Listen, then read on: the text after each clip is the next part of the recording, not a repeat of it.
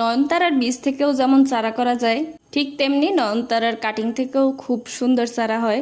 দেশি নয়নতারা গাছ বীজ থেকে করলেই ভালো হয়, কিন্তু হাইব্রিড নয়নতারা গাছ অবশ্যই তোমরা কাটিং থেকে করার চেষ্টা করবা। কাটিংয়ের জন্য সব থেকে বেস্ট হচ্ছে নিচের দিক থেকে ডাল নেওয়া। এই ডালগুলো একটু পুরনো হয় আর ম্যাচিউর হয়। আর সব সময় চেষ্টা করবা অনেকগুলো কাটিং লাগাতে। একটা দুইটা কাটিং লাগালে সেগুলো সারভাইভ করার চান্স কম থাকে। বেশি কাটিং লাগালে দুই একটা গাছ কিন্তু এমনিতেই হয়ে যায়। আজকে শুধু বালিতে বসাবো কাটিংগুলো।